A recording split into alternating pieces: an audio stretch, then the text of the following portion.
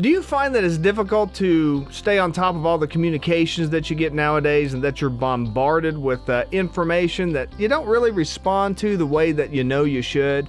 Well, Bob and I are going to talk a little bit about communication, how to manage communication, and if you listen to the end, we'll explain exactly what especially young people should be working on today to stay on top of communication and really stand out amongst their peers. So, Bob, how is it that you stay on top of communications, all the emails and text messages and everything else that people get deluged with today? What do you do to make sure that you stay on top of everything? Well, I try to stay on top of it all every day. I don't like situations where I send an email and I never get a response. That bugs me because my routine basically is if I get an email, I will guarantee that there'll be a response back within 24 hours. Usually it's before that. Now, a lot of people might find that unbelievable because they just don't think that they can answer all the emails that they get. They just end up ignoring them. So what do you do? How are you able to stay on top of email like that? Well, unfortunately, I don't have that problem right now. I have had it in the past, but I set aside, usually it's from 3 o'clock in the afternoon to catch up on emails or phone calls, letters, whatever happens to be laying on my desk. But I try to get all of that cleaned up within the maximum 24 hours.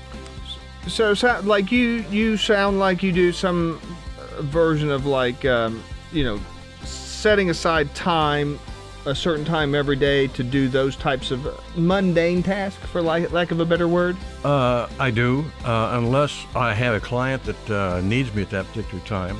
But I still guarantee that you'll have an answer to my email, to your email, within 24 hours.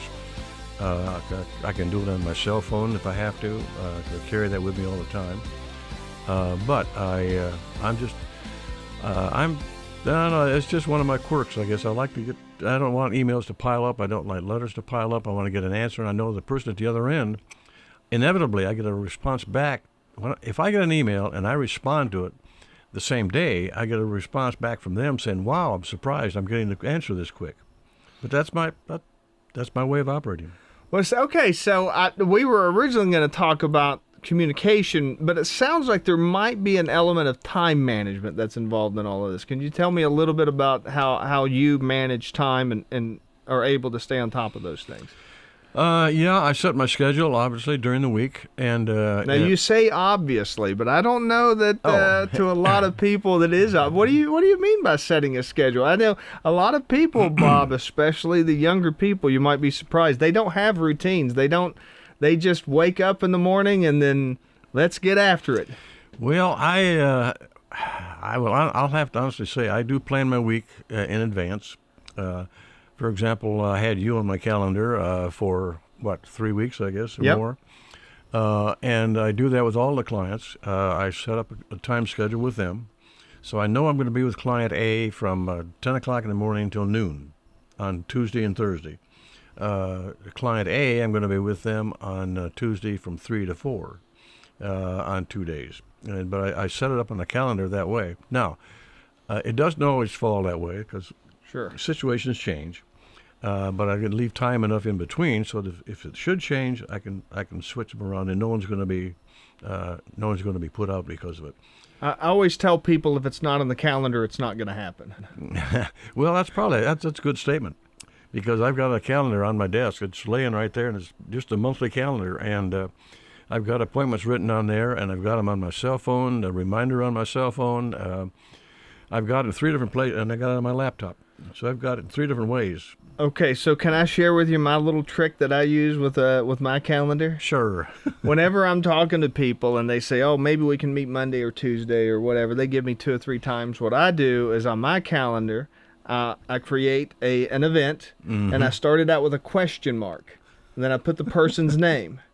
And then I'll put that for all of those time periods until we finally zero in. And then I'll take off the question mark, and that's how I know it's actually going to happen. That's pretty good. I might steal that from you. You're welcome to it. You're welcome to it.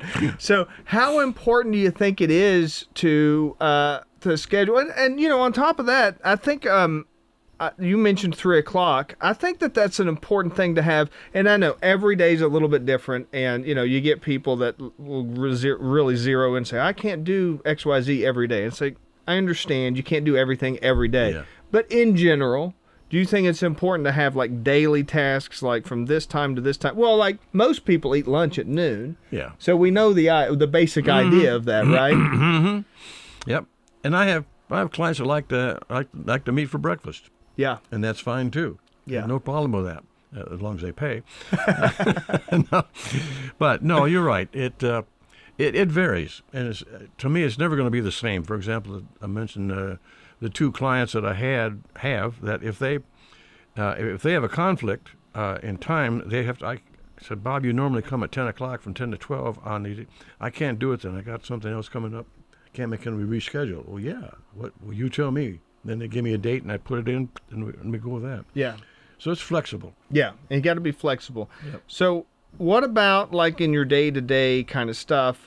You said usually at 3 o'clock you do letters and texts and emails. Is that a regular thing that you do? Yeah, pretty much. Mm-hmm. Yep. Are there any other kind of daily tasks that you do to make sure that you're on top of just the regular grind of work? Not regularly, no, because I think I'm a victim of a telephone. I keep getting phone calls, and that brings up schedule changes every time. Yeah. So that gets a little bit awkward. But no, any other task? No, other than having the appointment set up. No, I don't have anything regular. Hey, sorry to interrupt Bob here for just a quick second, but if you are looking to get more attention on your business so that you can grow your brand and, ultimately generate more revenue, I'd be happy to answer any of your questions with getting attention here on modern digital platforms. Just give me a call, shoot me a text at 304-853-5522, and I will be happy to help you out with that. Now, back to Bob. So stay flexible, kind of stay open. How important is it, do you think, to stay on top of that communication and make sure that people get the response on a timely time period? Well, usually, like I said, if I respond quickly, I get a response back real quick. Yeah. Thanking me for it. And I tell them that that's just the way that I operate. Yeah. And it helps the communication with as a client. I mean, I've had referrals from that client to new clients. Yeah. So it helps. Well, let's talk a little bit about how people's communication habits have changed. If you've been around long enough, it used to be the telephone was the way you'd call the front desk, and then you'd ask to speak to somebody, and then they would forward you, and you'd just spend a little bit of time with a secretary or something like that. That's the kind of the way things used to happen. I don't know if you know this or not, Bob, but I don't know how tech savvy you are. I don't want to throw any shade on you, but there are new phones now. The phone systems that come out now, they use AI to answer calls for you. You don't even have to hire a secretary or anything. The computer does it all. Did you? What was that experience like for you? Scary. You were talking about mine. You were talking about. Yeah, that's true. I do have an AI that answers my phone for me. That's true. That's true. But it was good. I mean, it was very, very effective. They're pretty interesting, aren't they? Well, yeah. I mean, yeah. That's one of my problems. Is I do have a problem with I'm not always I'm rarely available to answer the phone. So. Yeah. I'm much more likely to answer emails and texts. Well, I carry my phone all the time, so I get a lot of phone calls. Yeah. The bad part is sometimes I miss them because I'm in a meeting with the client or something, and then I get a missed call. Yeah. And a voicemail. Yeah. So I have to get back on that. That's part of the thing that comes into the 3 o'clock meeting. Yeah. Get back on the voicemails. And then, after when email came along, seemed like that was like the main way to communicate with people. I remember writing, you'd write like big long emails to explain what, to really think through what you were going to do. And I don't think anybody does that anymore, do they? Nope. Not at all. Not at all. And they barely even answer emails anymore. So I guess it all went to text, basically, is what a lot of people would respond with. Yeah. Yep. Do you think that people stand out if they actually like answer the phone or answer text or answer emails as opposed to just being a black hole? Personally, I like to talk to a human being. Yeah. I like that. the worst case scenario is have to call your insurance company. And I had an occasion last week to call my insurance company, and I ended up talking to 5 people. Yeah. And actually only out of I talked to 5 voices. 3 of them were recordings. Yeah. And I finally just, I forget what I hit, but I hit something. But I finally got a human being to talk to me. But it's that kind of thing that irritates me. Yeah. It takes too long. You should try like canceling like your cell phone number or something like that. That'll you'll spend 2 days on the phone doing that. I'm sure of it. No, don't any part of that. Well, Bob, as we're kind of wrapping up here, what would you for younger people? I think that, weirdly enough, communication has never been easier. You can get a hold of anybody so much easier than you could 20, 30, 40 years ago. But it seems like nobody actually answers any of those communication methods. What would you recommend for young people to kind of maybe start improving some of that culture? Well, number one, don't be in such a hurry. They want things instantly right now. They're very impatient. The young teenagers that I've met with, I told you earlier, I spoke to a graduate school student, and he informed me that he was graduating with his MBA, and that he wanted to become a consultant. And he said, what do I have to do to become a consultant? And I said, well, how old are you? And he said, I'm 22.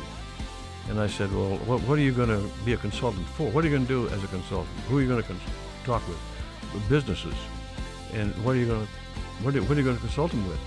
Well, just business. And I said, and about what? I said, well, I just graduated. I got and I said, take your textbook and throw it in the wastebasket. It's not going to help you. I said, the best way to become a good consultant would be to get 40 years experience, and then hang out your shingle. And he said, what do you mean? I can't wait 40 years. Well, I'm sorry. That ain't going to happen. Some things take time. It takes time. Yep. And the communication side, I think, if you take more time to learn more about people that you're with, that's going to help a lot. Yeah. Find out what they like, what their hobbies are, what their goals are. Learn more about. Listen more than you talk, and the communication it'll increase. Great. Well, Bob, if people want to communicate with you, what's the best way for them to get in touch with you, to see some of your speeches, some of your speaking engagements, or get consulting for their businesses? Oh, golly, 3 ways. You could probably send me an email, bbliss808@gmail.com, or send me a text message at 304-546-8827, or just look at my website, BobBlissAssociates.com. It's on LinkedIn, so any one of the 3 would work. Great. Thanks, Bob. Thank you. Thank you so much for watching and listening. This is Joe Justice, the Kanawha Valley Hustler, reminding you to hustle hard, hustle smart, and hustle with a smile.